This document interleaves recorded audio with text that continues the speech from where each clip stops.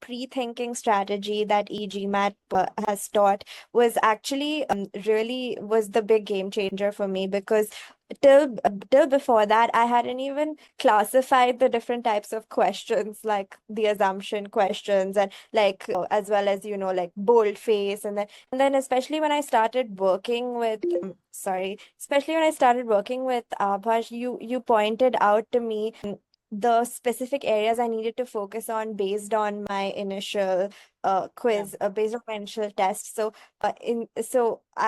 my boldface was really weak and my inference was really weak. So I started working on those parts first, and then I realized that you can group the question types into things that have similar strategy, like assumption, strength, and weaken are similar. Then boldface is different, inference is different, and there's a different strategy for each of those questions. So initially, while it might be a bit time consuming, once you learn how to follow the strategy properly, then it becomes kind of like second nature. And then once you attempt a question, that your way of approaching the question is completely different, and it really helped me. Right. Verbal has always been a challenge, and from the classic edition to the focus edition. And in the critical reasoning, I really struggled initially, but definitely pre-thinking came into play. I think by the end of it, I had sent a mail to you where I really broke down 4 problems, where you identified whether it was a process gap or a conceptual gap or a behavioral gap. And I really told you what is my thinking process, what did I pre-think, and then you identified what is the gap. So pre-thinking definitely helps, and especially I would talk about the assumption questions or the evaluate questions.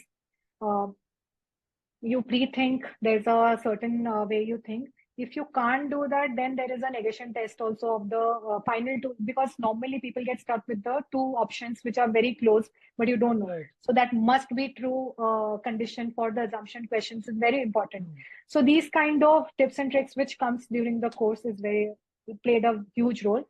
In terms of statistics, I used to say out of 11 or 12 CR questions which comes in the test, I used to do at least 6 to 7 questions wrong. Okay. But that improved before the final attempt, that improved to 2 or 3 marks. So I could almost do like 9 to 10 correct questions during my last few mocks that I gave before the final attempt. So yeah, and pre-thinking was the whole game changer for and for the critical reasoning, initially, I had a problem with assumption questions and flaw-based questions. Those were always my weakest part for the CR. But e-GMAT generally helped me with critical reasoning for the structured approach as well, which is the pre-thinking approach. So first, when we see a question, we visualize it and at the meaning, what the intention is behind it.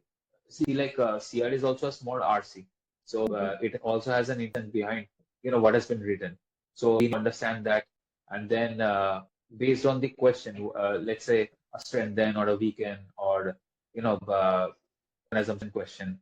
So based on the question, we do some sort of pre-thinking as to what the correct answer could be. See, it's impossible to perfectly predict what the answer is going to be, but you get a certain range or a certain scope. Like this can be the answer. So that really helps like boil down the option to what can be right and what can be wrong. So it really helps intuitively to decide within those 2 minutes. You only have 2 minutes per question. So that really helps boil down to the 2 closest options, and then like by thorough analysis, you can select the correct. CR, the thing was, firstly, I was just going through the process. I was just reading the question and thinking and reading the options. So if you just directly read the options for 5 options, it would take you around 15-20 seconds each. So it's just like waste your half of your time in just reading the answers, and you don't have any idea of what is going to be correct.